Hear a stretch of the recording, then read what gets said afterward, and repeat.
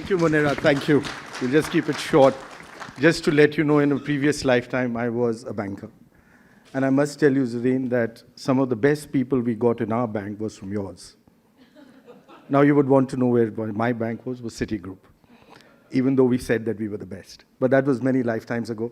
Thank you, and it was a pleasure hearing Mr. Bansal. I think that was great.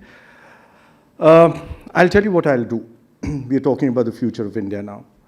And I'll have about 15 minutes. Is that okay, Sanjeev? Which is what you've given me. Let me first tell you what I do so you'll have an idea where I'm coming in from. We were created in 2015 by the government. We are Invest India, the National Investment Promotion and Facilitation Agency of the government. I have 4 verticals. The first one is investment promotion and facilitation. I'm the single point of contact for any investor coming into India. We give them a dedicated relationship manager. We help them with all the approvals, their business plan. And even after they set up the business, we are there to take care of it for them and walk the journey with them. Just to put in a small ad on that one, we are just about, 8 years old, and we've been ranked by the UN and the World Bank as the world's #1 investment promotion agency. That's just to let you know how fast India is changing. The second part, Startup India. We are the execution arm for Startup India. It's a fascinating story, and I'll mention a little of it as we speak about. From the first day when it was launched to getting even a definition of what a startup was, that's where the team worked, and we made that happen. The third is the Prime Minister's Science and Technology Initiative, where all innovation happening outside, we're trying to bring it into the government, be the armed forces or otherwise in agriculture. And all innovation in the system, we are trying to see how fast we can take it into commercialization. And the fourth part is very interesting. It's the digitization of a large part of the government's process, which includes the Prime Minister's dashboard where he monitors the economy and big projects, to also digitizing the entire investor journey, and I'll touch a little on that. In addition to that, the team also works on some of the other interesting initiatives. For example, making India a tourism destination, making India a wellness destination. More interestingly, which came up just now recently as a project, is making India a film content destination. And the entire Northeast states, to see the development of that, we have a special team. To see Jammu and Kashmir as a special team. By the way, my team is about today 454. We started with 3. Average age of the team, if you keep me out of it, is 29. It rises stupendously if you add me to it. But each one is IIT, IIM, Ivy League. They're all banking, finance, investment banking. They've come back globally. Each one in that team has taken a pay cut from 7 to 93% to build a new India. Now with that, let me just step back and share with you what I'm seeing. You've heard a lot about the huge digitization change which is happening in India, and to my mind, that's one of the biggest things which for the first time in our history has created that sense of democratization in India. And that's for all of you who are with us in this hall and outside. Let me start with a sentence. This is the most unprecedented transformation in human history of the free world. The most unprecedented transformation in the history of the free world is what India is going through today. And I know it's a strong statement, and I'll back it up with a few numbers and where my thought is coming from. And I say that both in terms of the scale at which this change is happening and the pace at which this change is happening. But before I come to that, let me tell you why this is happening. I believe in that circle of life, that Lion King, Elton John song. I think that's one of my favorite ones. And I think that is our time. Our circle of life has come in. And I'm not even taking you back to 1750, when a quarter of the world's GDP was from India. What is happening in India today? And guys, just step back. Forget your prejudices for a minute. Just think of it as what is happening as an experiment in human history. For the first time in my history of 5,000 years, all my 3 pillars of change, which is of every society and any society, social, economic, and political, are going through a rapid transformation all at the same point of time, creating that singularity of that transformation and disruption.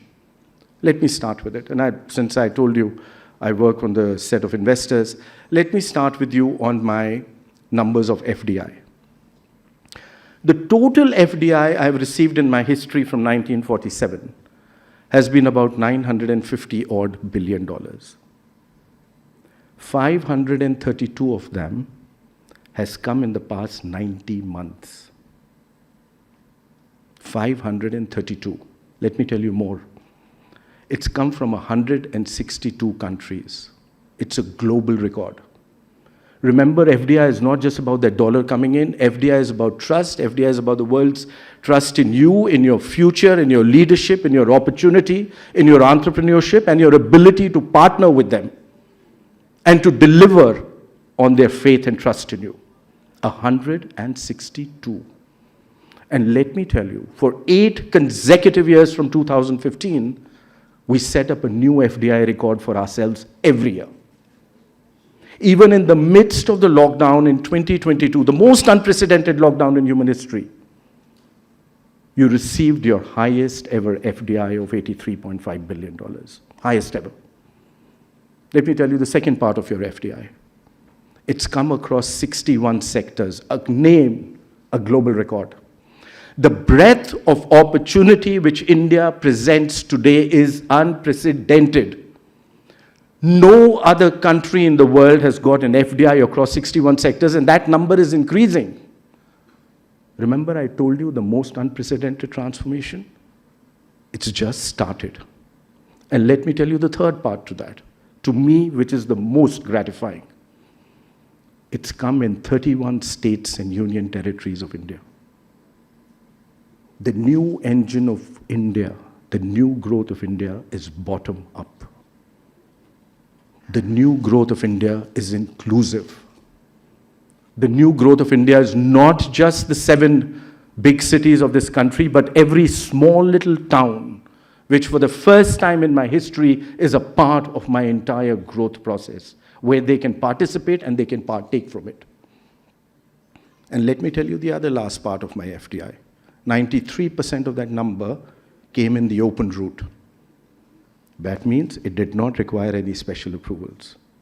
I remain one of the most open economies on the planet, with the private sector and the global partner having the ability to play a role and partner with me in each and every sector of my economy, be it defense or be it any other.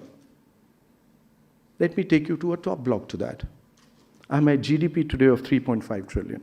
Am I right, Zareen? Close to that number. Let me give you the story of my GDP. The first trillion took me 67 years. The second trillion took me 8 years. The third trillion took me 5 years. Are you seeing where I'm progressing? But let me tell you something more interesting. From 2015 until now, that is what? We are 9 years? I moved ahead of Russia, Italy, Brazil, France, UK, from number 10 to number 5 in size of my GDP. I'm knocking at Germany. By the end of this year or early next year, I become number 4.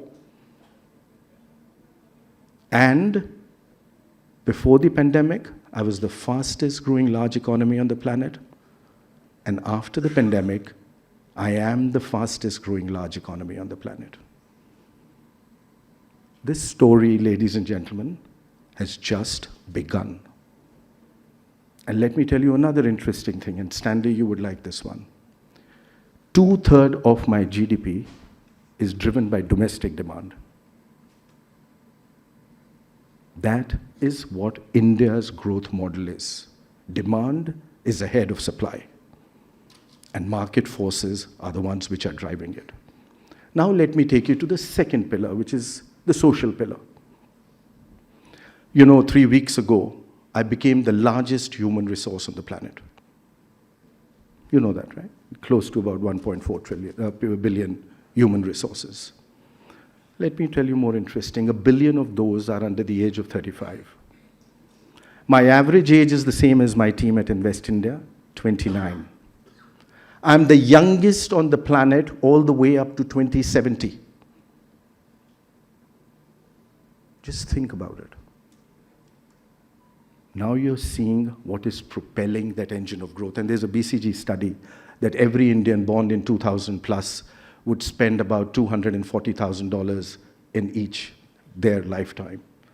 Multiply that by 1.6 billion. That is what I will be on 15th August 2047.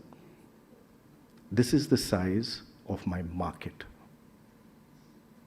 And guys, this has only just begun. And let me take you to my third pillar, which is politics. And you would agree with me that all these three work together when you talk about a huge manifestation of change which happens in any country. And remember, I was telling you about the circle of life. My last election, 2019, 960 million plus registered voters, of which close to 600 million actually cast their franchise. 1 million polling booths. Repolling in just about 217 of them, only because of inclement weather. The largest celebration and the most complex exercise on the planet is executed to a sigma 6x.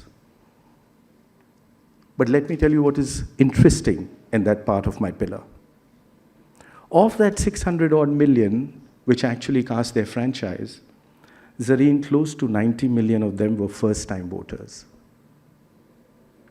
This first-time voter, and see the influence which the first-time voter can have on this one. This is aspirational India. Each one of them has the same desire, the same faith, the same ability, and the same aspiration as anyone in Singapore, London, New York. This is the generation which is driving this transformation, and this is the generation which has brought about a central change where good economics today is the center of good politics. That is driving this change. Now let me take you very quickly to a few more points on the scale and pace which I promised to you. You heard a lot about digitization. Mr. Koshi is here. He is completely disrupting India and the world. We heard Mr. Bansal what is happening. Let me give you an idea. July 2015 is when the Honorable Prime Minister launched Digital India. We are what, 90 months away from them? 16, 17, 18, 19, 20, 21, 22. 22 and a half, 8.5 years, 90 months, 100 months. On that day when he launched, my ranking in global ranking on per capita data consumption was 122 or 123. Do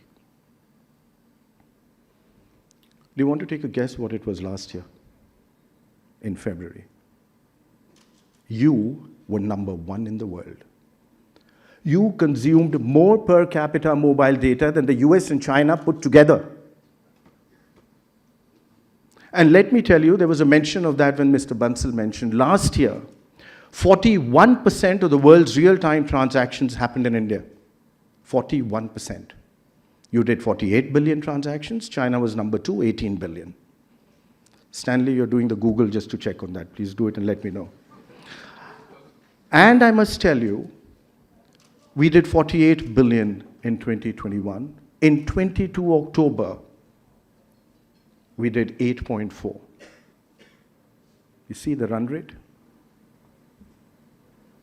You see the pace at which this juggernaut is changing, the scale at which it is changing. Let me give you one more instance, Startup India. And that was close to my heart. We launched it on 16 January 2016. The Prime Minister launched it. 84 months. In 84 months, and when we launched it, we had 452 registered startups with us. And I remember when we were just walking down the podium, the press had asked that, when will you think you are a successful startup nation? And I had said, the day an Indian mother is willing to give her daughter in marriage to a young startup. This was about a change of mindset. This was about creating a new movement. In a period of 84 months, you are number 3 in the world in number of unicorns, you are number 2 in the world in number of startups, you are number 1 in the world with new startups adding every day. In fact, in 2021, you added a unicorn every 29 days. In 2022, you added a unicorn every 9 days. In the third quarter of last year, you added more unicorns than any other country in the world. The story of startups is not just about the story of a change. The story of startup in India is a story about entrepreneurship. It's a story about my new generation, but most importantly, it is the story about the ability to access that amazing opportunity in India. You know, until now, we always remember, I remember when I was in Citigroup, every year, just to get some more budget and to get some more, those days there used to be huge cross-border exposure risks. Take you back to the 80s and 90s. We always used to put up the big India slide and everybody used to tell us, listen, when are we going to see those numbers? The situation today is that because of the amazing digitization in India, for the first time, I have the ability to access that opportunity. The first time in human economic history, a brand new company got 100 million new customers in 180 days at a cost of acquisition per customer of 1/5 of the global average. And let me tell you, the story has just begun. Why? I'm the second largest on the net today. I'm the largest, not yet on the net. And every second, 3 new people are joining that net in India, 2 of them from a village. And don't forget, 11% of the world's population lives in my villages. And let me end with the last point which I have to give to you. Every minute, 30 people are moving from a village to a city in India. Every minute. In the next 10 years, I will create a new United States of America. I need to give them housing, I need to give them infrastructure, I need to give them education, I need to give them water, I need to give them everything. This is the opportunity which I'm talking about. Ladies and gentlemen, just 9,000 days from today, I'll turn 100. 15th August, 2047. I'm an ancient civilization, but I'm one of the youngest democracies on the planet. We often forget that. And on that day, 21% of the world's workforce will be in India. 20% of the world's middle class will be in India. This is the new India, which wants to be with you, partner with you, and walk for your future and for ours. Thank you for giving me this time, Zareen. It's been a pleasure. Thank you. Thank you so much, sir. Completely mesmerized. I forgot I had a job at hand. I was listening to you. So just 1 second, I'll just take 2 minutes of your time. Requesting Ms. Zareen Darwala to hand over a memento to Mr. Deepak Bagla.